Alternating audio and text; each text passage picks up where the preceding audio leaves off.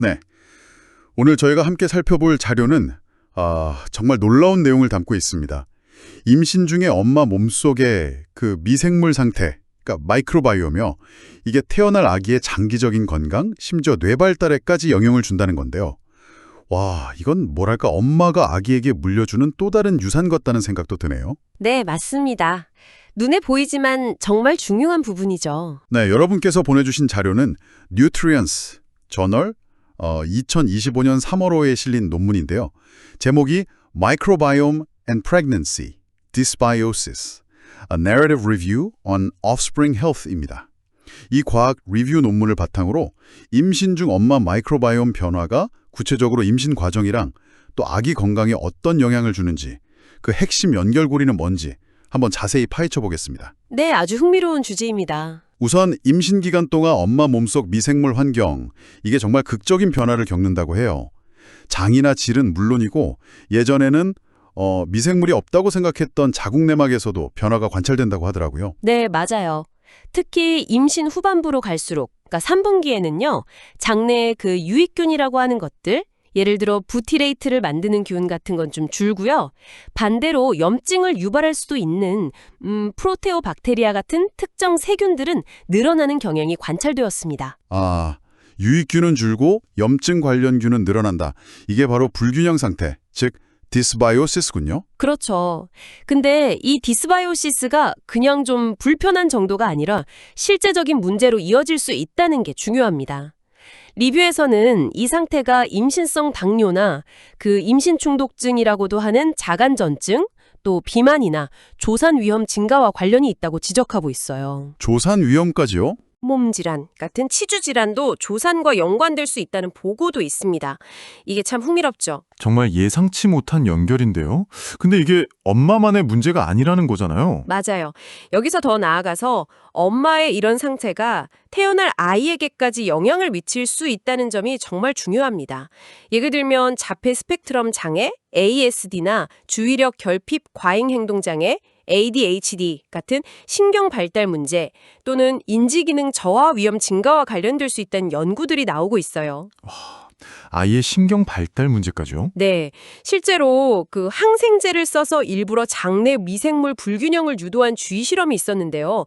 그 쥐의 새끼를 보니까 뇌 신경세포 그 축삭돌기 형성에 관련된 유전자 발현이 좀 달라지는 결과가 관찰되기도 했어요. 그렇군요.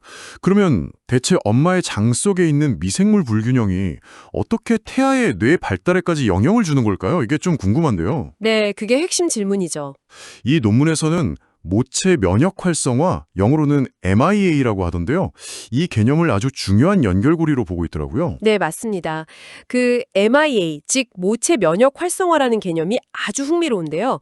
이건 어떤 특정 병원균에 감염되는 것 자체보다는 엄마 몸의 면역 반응에 초점을 맞추는 개념이에요. 면역 반응이요? 네, 그러니까 미생물 불균형하고 관련된 만성적인 염증 상태 있잖아요. 예를 들어 비만이라든지 당뇨 아니면 지속적인 스트레스 같은 거요. 이런 것들 때문에 엄마의 면역 체계가 필요 이상으로 좀 과도하게 활성화되는 게 문제라는 거죠.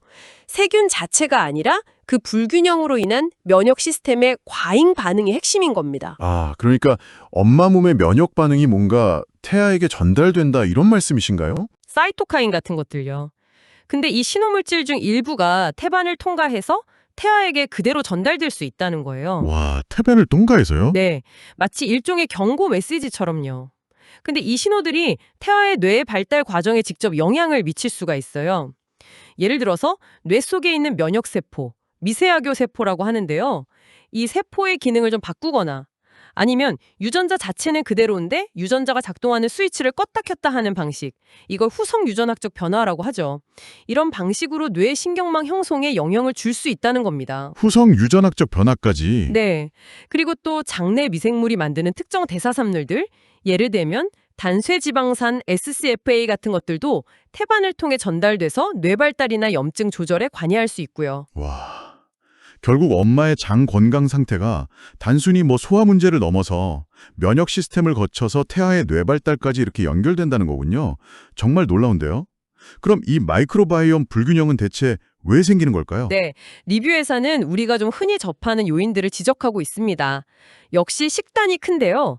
설탕이나 지방이 많고 섬유질이 부족한 소위 서구식 식단이 대표적이죠. 과도한 위생 관리 같은 것도 영향을 줄 수 있고요. 아, 식단이 정말 중요하군요. 반대로 섬유질이나 몸에 좋은 불포화 지방산이 풍부한 식단, 그리고 김치나 요거트 같은 발효식품 섭취는 긍정적인 영향을 줄 수 있다고 합니다.